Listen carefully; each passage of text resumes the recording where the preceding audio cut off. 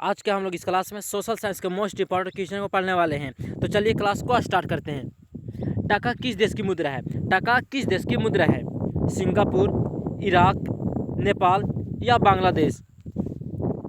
जिसका right answer होगा option D, Bangladesh. Option D, Bangladesh. चलिए अगले क्वेश्चन की ओर।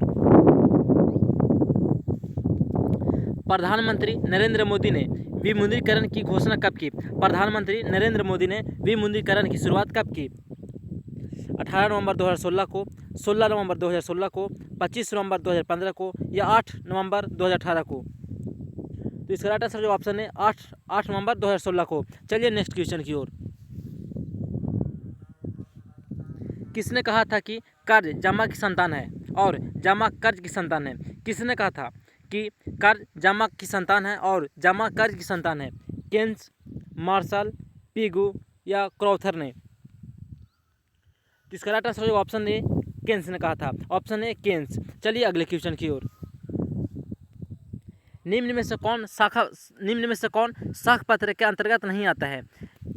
चेक, बैंक ड्राफ्ट, हुंडी या कागजी मुद्रा?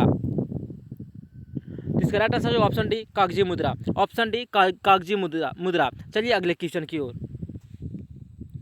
साख के पक्ष कौन कौन से नहीं है? कौन कौन से हैं? साख के पक्ष कौन कौन से हैं? ऋणदाता, ऋणी, दोनों या इनमें से कोई नहीं? इसका राइट आंसर होगा ऑप्शन सी, दोनों। ऑप्शन सी, दोनों। चलिए अगले क्वेश्चन की ओर।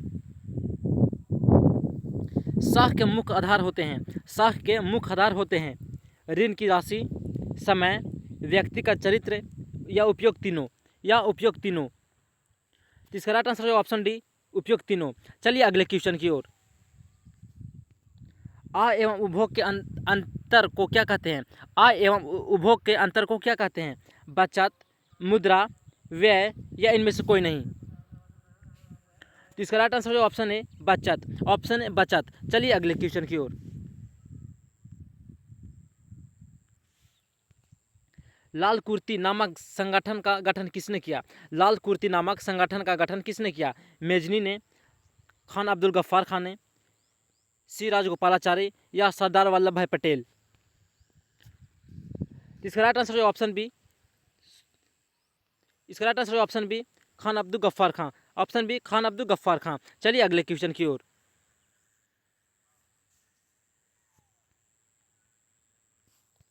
लखनऊ समझौता किस वर्ष हुआ? लखनऊ समझौता किस वर्ष हुआ था? 1916 ईस्वी में, 1918 ईस्वी में, 1920 ईस्वी में या फिर 1922 ईस्वी में? इसका राइट आंसर जो ऑप्शन है, इसका राइट आंसर ऑप्शन है 1916 ईस्वी में। ऑप्शन है 1916 ईस्वी में। चलिए अगले क्वेश्चन की ओर।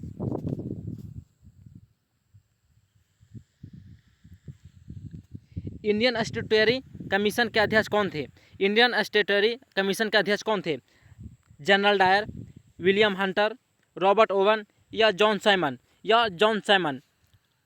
तो इसका right answer option D, John Simon. Option D, John Simon. चलिए अगले क्वेश्चन की ओर।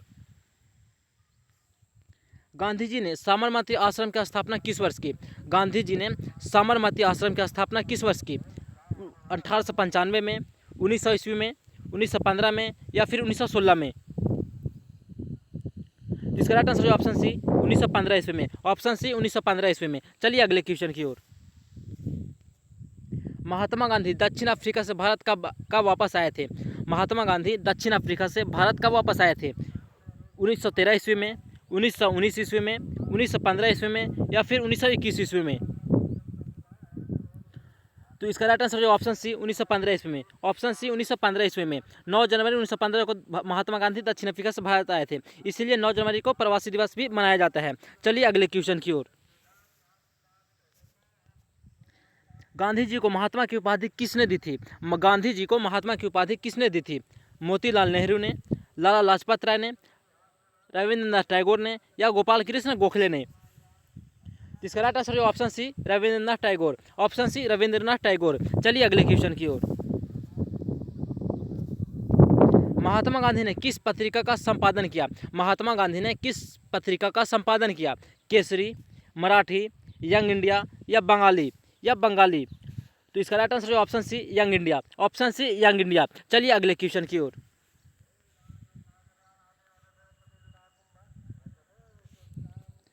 लोकतंत्र की उपलब्धियों में सबसे अधिक सहायक क्या है?